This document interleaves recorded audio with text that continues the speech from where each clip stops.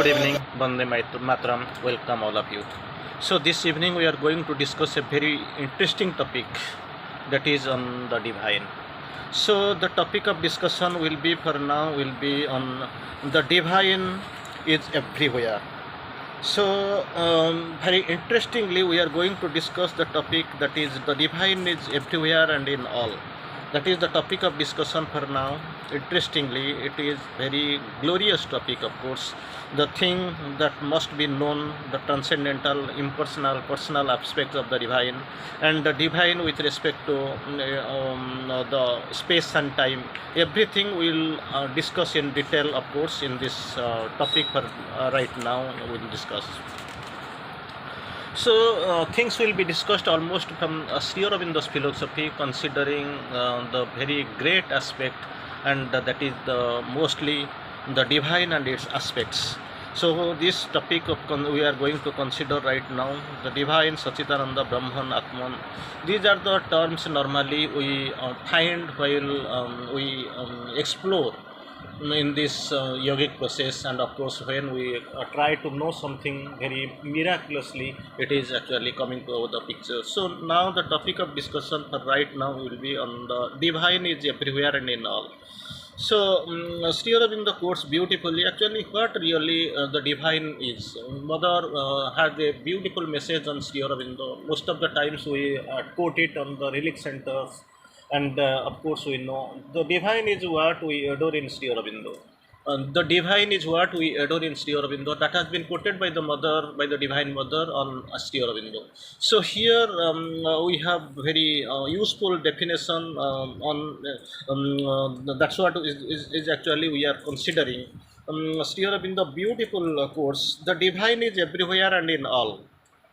Immediately started the sentence like this, the message like this: the divine is everywhere and in all, but there is a world of ignorance in which each one is separated from the divine. That is what we have been separated in the divine, because we are staying in the world of ignorance within him by his ego. The ego separates us, and we are staying in the world of ignorance with this separative egoistic attitude. Actually we have been separated from the divine, and we are little aware of that the divine is there.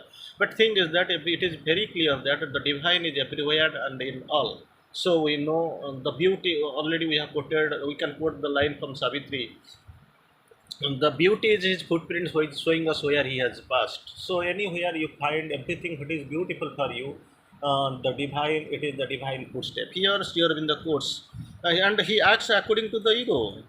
Already in the mother book we have know the divine works the ego of the jiva in the lower nature, in the ego of the jiva in the lower nature. So he acts according to the ego and not according to the divine, because the man is of course separated for, in the lower world of ignorance, and of course he is separated from the divine for his separative ego and egoistic attitude. When he does the divine in all, when he sees the divine in all, then he begins to have the right consciousness and the free. So, if the condition is that if he knows, he sees the divine in all, then he begins to get the right consciousness. And the second benefit is that he begins to be free. That is what the requirement. Again, Sri Aurobindo has a beautiful definition and a beautiful quotation: the gods are personalities and powers put forth by the divine.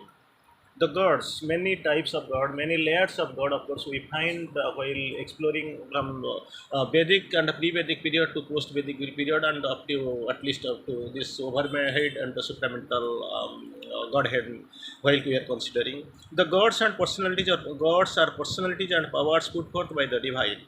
They are therefore in front limited emanations, although the full divine is behind all of each of them. So the emanations, the gods, they come, they do their lila, for that purpose they have taken birth. But actually behind all the emanations, the divine is standing. That is what the requirement. Then Sri Aurobindo again quotes, all things are divine because divine is there. Very interesting, very closely Sri Aurobindo मालूम होना चाहिए, हमको मान लेना चाहिए कि श्री अरविंद क्या बोलते हैं. The all things are the divine but the divine is there, but hidden, not manifest. That is the condition, that is the criteria.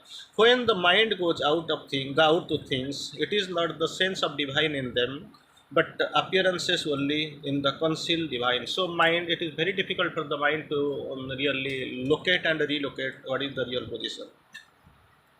Again, it is necessary therefore to you as a sadhaka. When people do the sadhana, it is exclusively, it has been designed and described and explained for the sadhakas.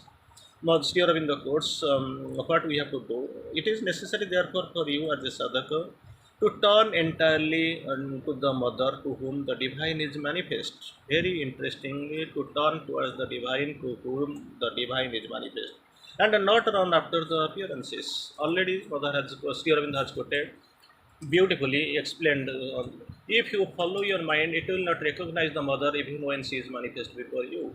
So, mind that looks at appearances, trust the godlike element in you, that is the psychic being, and she will make all elements in you into the state of the divinity. So, naturally, the manifest and not run after the appearances, the desire of which, the interest in which desire appearances, and interest in which prevents you from meeting the divine. Initially, Mother has quoted, Sri Aurobindo has quoted, this is a world of ignorance.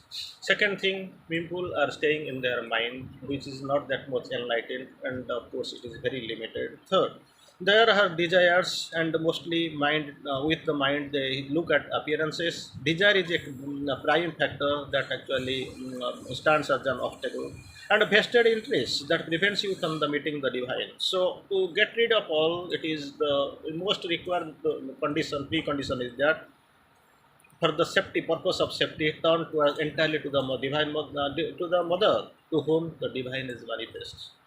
Initially, we have listened the quotation from Mother that the divine is whom we adore in Sri Aurobindo. Here, Sri Aurobindo also equivalently said, turn entirely to the mother to whom the divine is manifest. Just imagine then who the master and mother is. That is a beautiful comparison. Again, once the being is consecrated, the condition is the consecration. Once the being is consecrated, then it is to see the divine everywhere. If that consecration is there, if that mind spirit is there, the soul's prominence is there, psychic prominence is there, with this consecration, then one can see the divine everywhere, no doubt of it. And then it can include all things in the one consciousness without the separate interest or desire. That is what Sri Aurobindo quotes. Again, aspects of the divine Sri Aurobindo quotes beautifully. Divine is infinity, and a single experience of voyage of experience can exhaust all the truth of divine. So, divine is infinity. It has to be understood is infinity, no, not only in the theoretically but in the reality. One must go beyond the mind altogether. But that's what Sri Aurobindo quotes. One must go beyond the mind altogether, and beyond the spiritualized mind, even beyond the spiritualized mind. Spiritual mind, we know that is it has got four layers, like higher mind, illumined mind, intuitive mind, and of course overmind. Then comes supermind. So Mother Sri Aurobindo tries to explain, one must go beyond the mind altogether, even beyond the spiritualized mind, and the real complete experience he can have. Then Sri Aurobindo quotes from Sri Aurobindo, rare are the few among the seekers who know me in the totality, in all truth of my being. That's what has been treated. That has been explained by Krishna to Arjuna in the battlefield. And what has been explained and experienced, of course, it is in Bhagavad Gita. In fact, it is only the supramental light that is all opposition disappears. Only with the supramental light, all the opposition disappears, and the aspects of the individually are individually united in the whole. So, other light can't be that much prominent because it can't penetrate the matter into the core. Only the supramental light that can be united in the whole. One must go enlarging knowledge, adding experience to experience till the limitations disappear.